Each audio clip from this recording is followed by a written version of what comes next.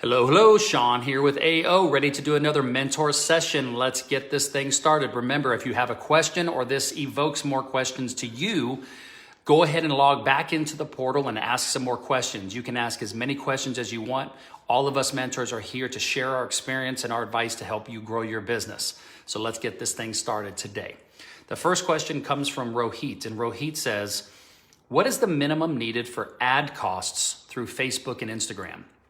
The background of the question is, I was talking to a digital marketing agency. My budget was $100 per month, and they were telling me that's too low. A minimum of $600 a month is needed for the exposure that we will need. Okay, great question, Rohit. And I'm going to have Jerry and Peter and Greg and Jim and Jennifer also ask this because they have experience with digital marketing. I have experience with digital marketing myself, and let me share this with you. The way that digital marketing works is this. First, and I'm not going to get into all the details of this because this is another whole other topic. But before you start advertising on Facebook or Instagram or wherever you're going to advertise, it's really important that you have great ads, which means that you're using great imagery, videos, and your copy is great for the advertisement itself. Then you have to, when somebody clicks on your ad, you need to have an amazing lead capture system, whether it's a video sales letter, a website, a contact form, or something. But the entire process from A to Z of when someone clicks on your ad until they're going to do business with you has to be well thought out before you hire someone to start running ads for you. Now, some digital agencies will have an ad production team for you. Some want you to just provide your own ads and they're just going to do the management of your ads on Facebook or Instagram, which is actually the easiest part because Facebook has made it so easy to do this. Now, I will tell you from experience that the way this works is, generally speaking, in the beginning stages of running your ads, they're going to spend around $50 a day, okay, across a lot of different audiences, so that they can figure out what audience is producing the best conversions based on your customer acquisition costs and your lifetime value costs. This is really important data to know so that when you actually start running ads, you're not paying $500 for a conversion and then your lifetime value of a customer is only $100 and you lost $400. You maybe made a sale, but you actually ended up losing money instead of making money. This is really important stuff. Once you figure out what advertisements and what audience is converting, then you just start putting as much money and budget as you can into actually converting sales and making money. I will tell you this firsthand. I have not met a legitimate, good agency for digital marketing that is not at least $5,000 per month. Anybody that would only charge you $600 a month, that means that's how much you're going to spend on ads, which is still really low. Like a minimum would be probably $1,500 a month. Okay, $50 a day times 30 days, $1,500. That would be the minimum for the first 3 months. And mentally, you have to be prepared that you might not make any conversions in the first 30 or 60 or 90 days. The first 90 days is about finding the audience that's going to convert. So that $1,500 is going to Facebook, not to the agency. The agency is going to have their own fee for you, for them. And any agency that's not going to charge you at least $5,000 a month, they're not a good agency, because there are companies that will pay that every day and twice on Sunday.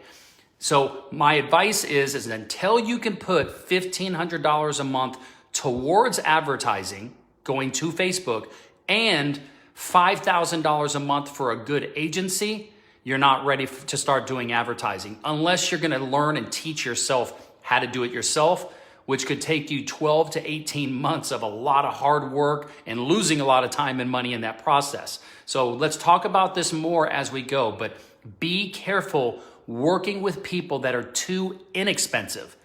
Generally, that means that they're not very good at what they do, and they are using you as a test case to learn how to do it, and they're going to raise their prices once they're good at what they do. So be very careful, okay? I'm going to get some other mentors to answer this and see what they have to say as well, but that's been my personal experience. The next question comes from Patrick, and Patrick says, what are the standard percentage of annual gross revenue for annual spend on legal fees, marketing, and self-development? The background is I'm an e-commerce business, Amazon reseller, and I'm looking for a barometer on how much I should spend on legal, marketing, and self-development per year, all separate percentage or meter how you gauge spending. Okay, Patrick, I have a couple other mentors who are more accounting oriented, like Jerry Morton, Mark Kramer, Tom Black, who has experience with that, Jeff Bruno, and a couple others. So you will get some other answers to this question from mentors, but I'm gonna give you my experience. I never, ever, until we got to millions of dollars a year in annual sales, budgeted percentages or amounts that I was gonna put towards a certain thing like legal. Like for instance, I don't want to spend any money on legal fees throughout the year. So I only will use legal expenses when I need to. Marketing expenses, I'm going to spend as much money as I have trying to get new business, and I'm going to know how to price my products to be able to make good margins. So I didn't put it together as projections. If you want to get to where you want to start putting together a future outlook or projection for your business, you'll want to work with somebody who is a CFO. Now, they could be a CPA as well, but a CFO is a chief financial officer, and they are trained and skilled at putting together analytics and projections and budgets for you to start monitoring on a monthly basis to compare your forecast with your actual, and then what's the difference by dollar amount and by percentage. This is a bean counter. This is an accounting person. This is a numbers person, and this is what they are trained to do. And they will know from historical experience of working with businesses what those percentages from a forecast is going to look like. Now, here's the insight. Whenever we do this for the first time, we're really making some guesstimates. Over time, as you do this year after year after year, you'll get better and better, and you and your CFO will get better and better at putting together projections that are very close to the actuals that you'll receive, and you'll use those projections to motivate and lead your team to meet those forecasts each and every month, quarter, and through the year. But a CFO would be the person that would give you the best guess. As an entrepreneur, visionary type of entrepreneur, I relied on sales. I just went out there and sold and built my team. It wasn't until I was already doing, I don't think we actually started forecasting until we were doing like $5 million a year. You can do it sooner, but we focused on growth and sales and building out the team more than we did the numbers, because a good CFO can cost you upwards of $25,000 a year. We just didn't invest in that until later. But that's the process. And you've got a couple CFO mentors here in AO, and I'm going to get them to answer that for you, okay? They'll probably give you a much better numbers answer than I will.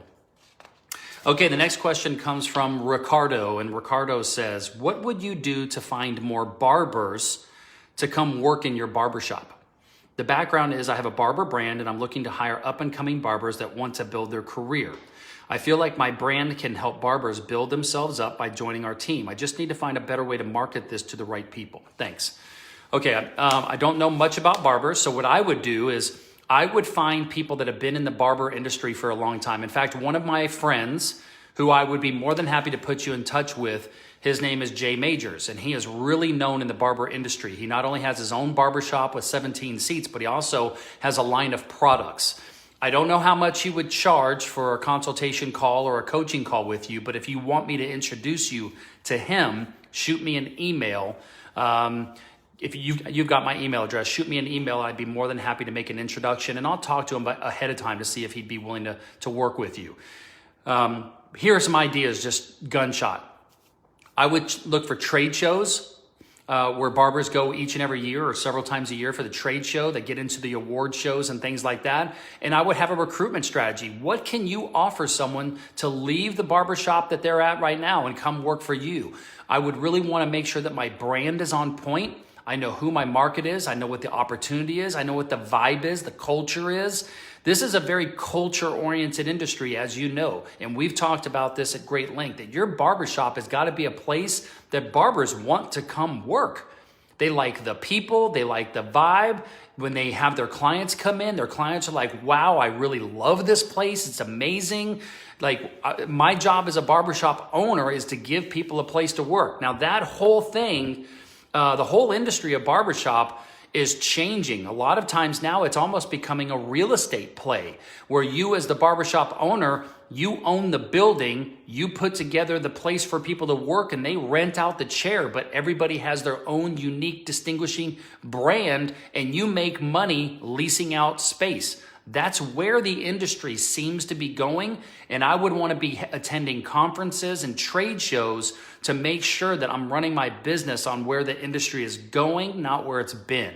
Okay, so there's a balance there. But you might want to try those conferences. You also might want to see where barbers get their schooling from. There might be barbershop schools all throughout the country, and you live in California, so there are certain people that want to live in California. You might want to reach out to all the barbershop schools all across America and build relationships to figure out how you can offer jobs to barbers who are coming out of the school. Okay? Hope that helps, man. Okay, the next question comes from Rachel. And Rachel, hey, Instagram. Rachel says, how do I trust a hire with my business methods and secrets? The background is I have an Amazon account management company and I want to grow, so I need someone somewhat qualified as me to duplicate myself in the business so I can trust them and let them do what I do.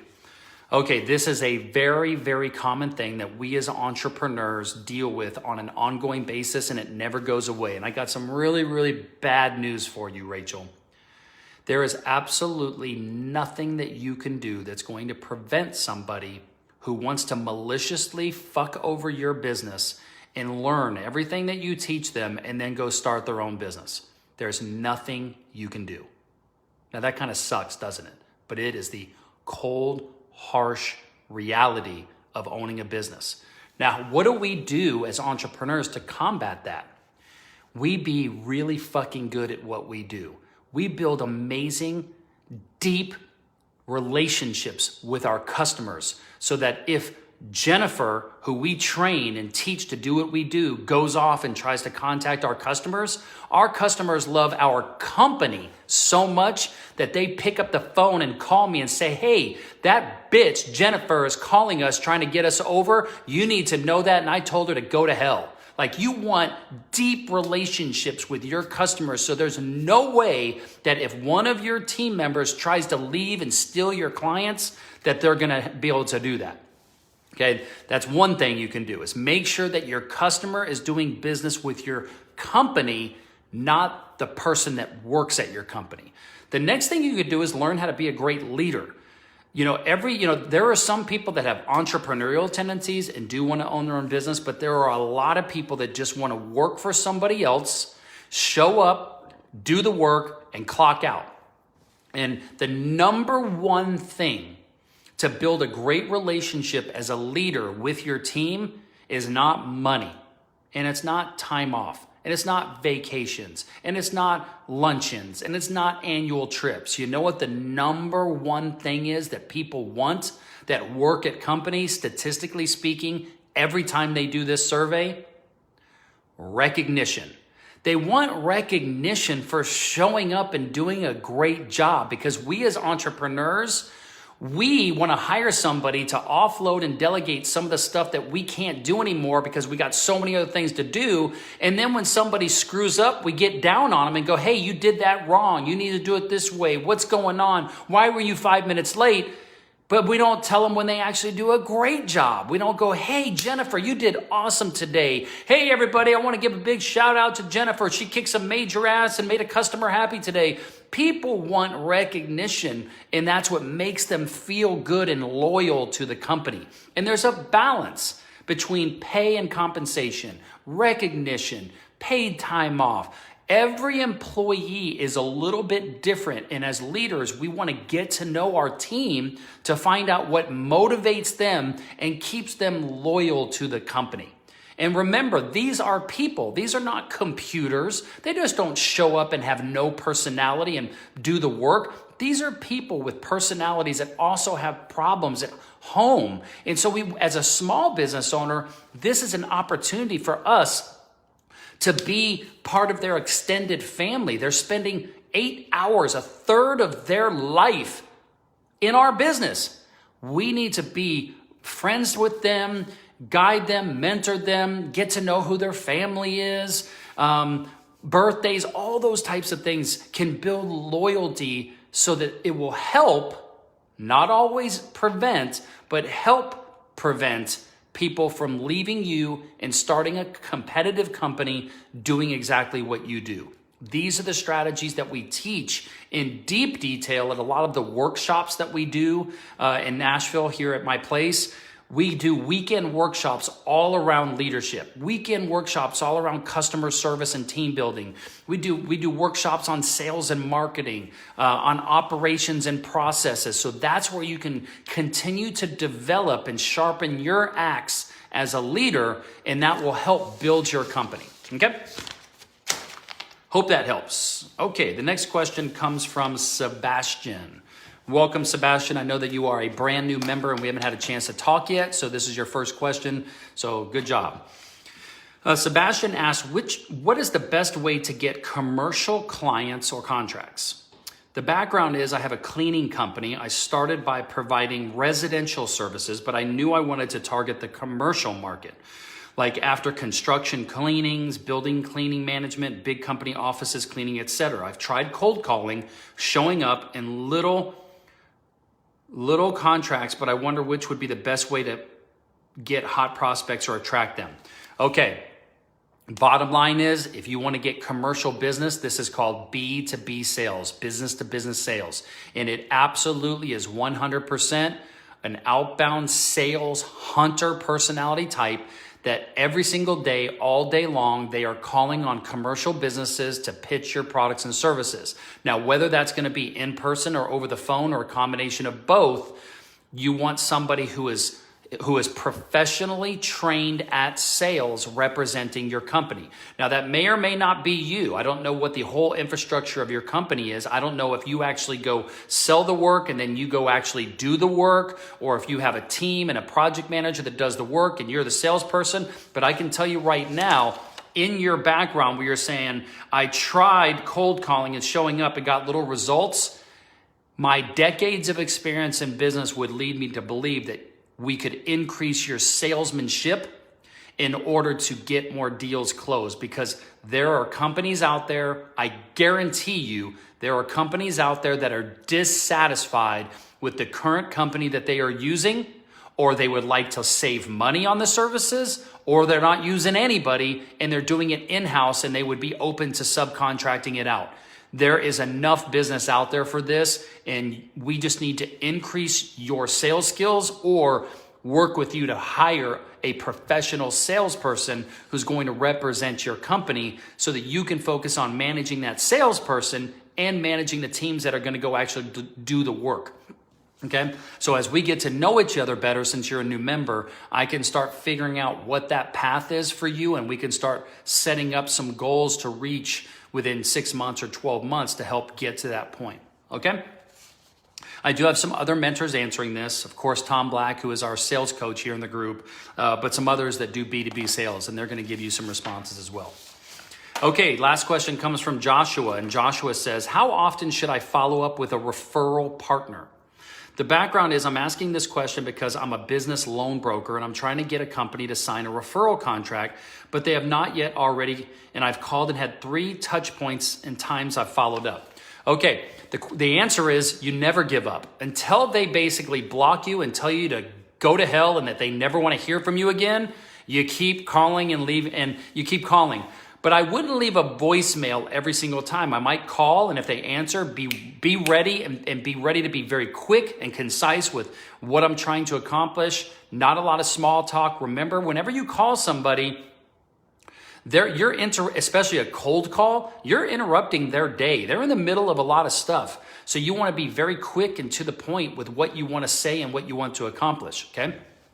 The next thing is if this is a referral partner, this is somebody that you're going to have a relationship with over a long time, people tend to do business with people that they really like more than not.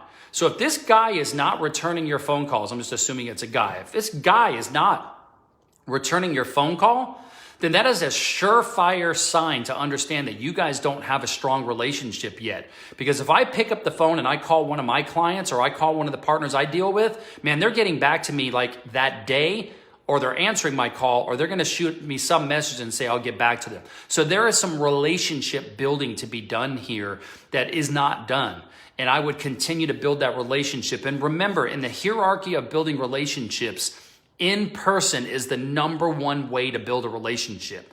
Next might be the phone. Next might be emails and text messages, but in person is the best. So if this is a referral partner who could potentially send you a lot of business over time, I want to meet with them face to face. I don't care if it's just dropping in at their office and saying, oh, hey, John, I just wanted to drop in because I was in the neighborhood, even though I drove 2 hours to get there. I was in the neighborhood and I just wanted to drop off and say, hey, make sure that you knew I was still looking to do business with you. You got some time now, or, I can come back or whatever. Let's schedule a time. But I want to meet with that person face to face to build a relationship. But to answer your question, you want to keep touching your prospect every few days with either an email or a phone call, but you don't want to leave a voicemail every time, maybe every other time, every third time, until you get a response. Because remember, you're trying to win. Most salespeople give up too soon. Statistically speaking, they say it could take up to 9 different follow-ups just to finally get the person to say yes and do business with you. 9. Don't give up. Create a system in which you are going to continue to follow up with your prospects in order to close that deal. And the more important the prospect is, the more important it is for you to increase the hierarchy of relationship building. Face-to-face in person is the best. All right? I hope that helps. And that is the end of today's mentor session. If I answered one of your questions, remember, my assistant is going to send you an email with a YouTube link that you can click on that will take you right to where I'm answering your question on the YouTube video. Really freaking cool. If you want to ask some more questions, log into the portal and ask some more questions. And in the first email that comes where I answer your question, my assistant's also going to let you know what other mentors here in Accelerator's organization are going to answer your question. And every time one of those mentors goes live in the Facebook group and does a mentor session, in the next day or two, you're going to get an email just like the one that you're getting from my answer with a link to the YouTube channel to see their answer to your question. This is a way for you to get perspective and insight and advice from a multitude of different mentors that you have available here in Accelerator's organization. And remember that every single one of the mentors is running a 7 or 8 figure business right now. So they have experience with what you're going through, and they're going to share their experiences and give you advice on what they would do if they were in your shoes. This is invaluable to you as a startup entrepreneur, so take advantage of it. Hope you have a great day, and I will see you on the next mentor session. Peace out.